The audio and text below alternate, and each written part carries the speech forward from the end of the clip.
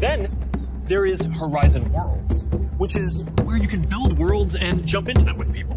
When the metaverse becomes more commonplace in the future, it will occupy an important space in our daily lives. If the last 20 years was amazing, the next 20 will see nothing short of science fiction. The metaverse is coming. The metaverse is coming.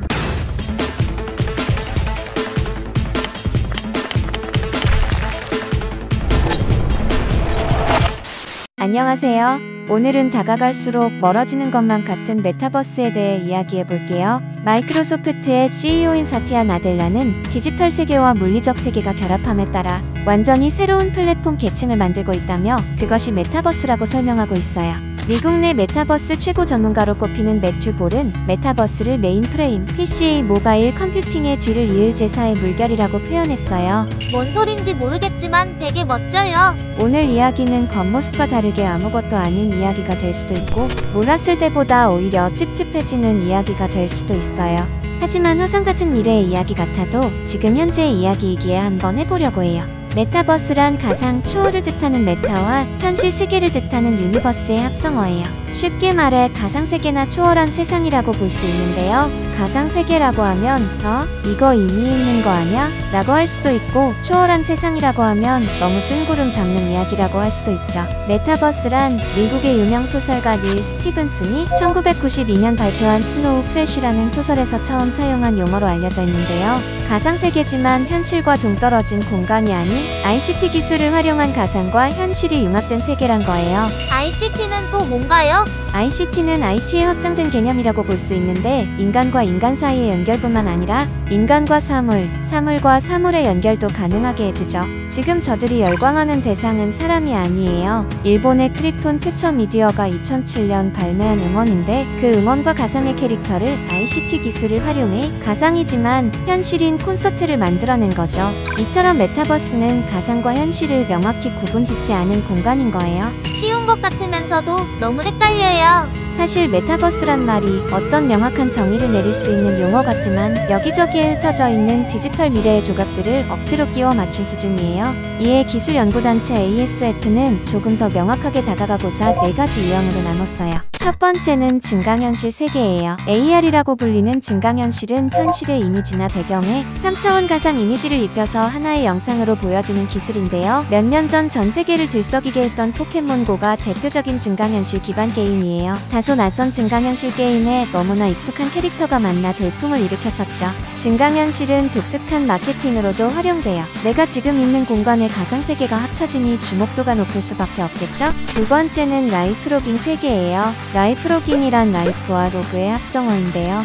사용자가 자발적으로 저장하는 정보를 비롯해서 GPS, 센서 등을 활용해 자동으로 기록되는 위치 및 생체 정보 등을 포함한 개인생활 전반의 기록이란 의미예요. 말이 어려워서 그렇지 많은 사람들이 이용하는 카카오톡, 페이스북, 인스타그램 등등의 SNS가 라이프로깅 그 자체랍니다. 세 번째는 거울 세계예요. 실제 공간의 모습이나 정보, 구조 등을 복사하듯이 만들어낸 세계를 말하는데요. 단순히 복사하는 것이 아니라 복사한 정보에 효율성과 확장성을 더해 더 많은 정보를 간편하게 처리한다는 거죠. 조금 더 쉽게 말해 증강현실이 현실의 이미지에 가상 이미지를 입힌 거라면 거울 세계는 가상의 공간에 현실 세계의 정보를 더해 효율적으로 전달하는 거죠. 이것 또한 말이 어려워서 그렇지 우리가 흔히 쓰는 직방이나 서울시의 S맵이 바로 거울 세계예요. 특히 S맵은 항공사진 촬영을 통해서 지상, 지하, 실내를 3D로 한 화면에 통합해 볼 수 있도록 만들었는데요. 이를 통해 긴급재난 발생 시 소방대원의 신속한 화재 진압 및 안전한 대피를 도울 수 있다네요. 또한 현실에서는 시행하기 힘든 각종 시뮬레이션이 가능하기에 바람기를 분석해 미세먼지 저감 대책을 세울 수도 있다고 해요.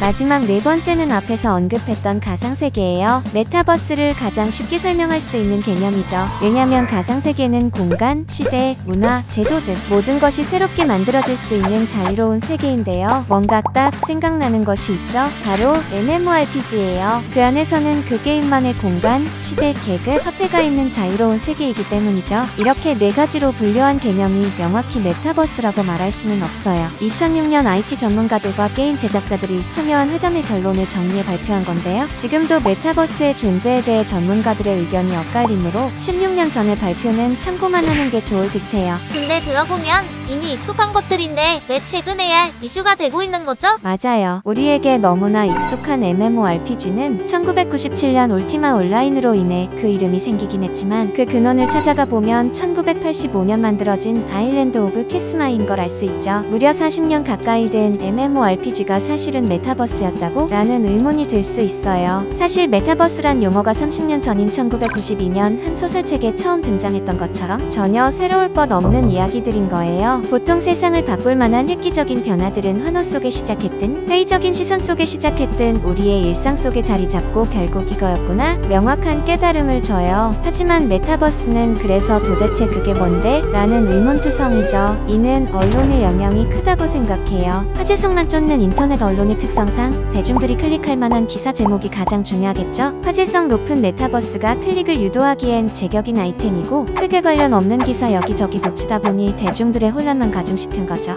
물론 언론만의 잘못은 아니에요. 기업뿐만 아니라 정부 부처, 지자체, 학교 등지에서도 메타버스를 남용해요. 가만히 있으면 뒤처질 것 같으니 제대로 준비도 되지 않은 채 달리는 메타버스에 탑승하는 거죠. 이러한 현상은 코로나라는 예상치 못한 변곡점을 만나 과열되었는데요. 코로나로 인해 오프라인에서의 삶이 통제를 받게 되니 전 세계가 언택트 분야에 주목하게 되었고 주목받는 언택트 분야들을 보니 대부분이 메타버스 개념에 속하는 것들이었던 거죠. 아직 정의조차 제대로 확립되지 않았고 어디 하나 제대로 구현해낸 곳이 없지만 메타버스는 인터넷 세계의 새로운 대안으로 떠오르게 돼요. 하지만 메타버스가 새로운 대안이라는 말 자체가 코로나 시대가 끝나도 지속될지가 의문이에요. 지금에야 어쩔 수 없이 언택트에 만족해야 하지만 과연 오프라인 활동이 자유로워지는 날이 와도 그 만족이 지속될까요? 좋아하는 가수의 콘서트를 직접 갈 수 있는데도 메타버스 세상 속에서 떼창을 하고 직접 해외여행을 갈 수 있는데도 메타버스 세상 속에서 여행을 하는 것에 만족할 것이냐는 거죠. 게임 역사에 큰 획을 그었던 둠의 아버지로 불리는 존 카맥은 현재 메타의 산하업체인 오큘러스에 몸담고 있는데요. 모 회사인 메타의 메타버스로의 사업 전환을 보며 작심 비판을 했죠.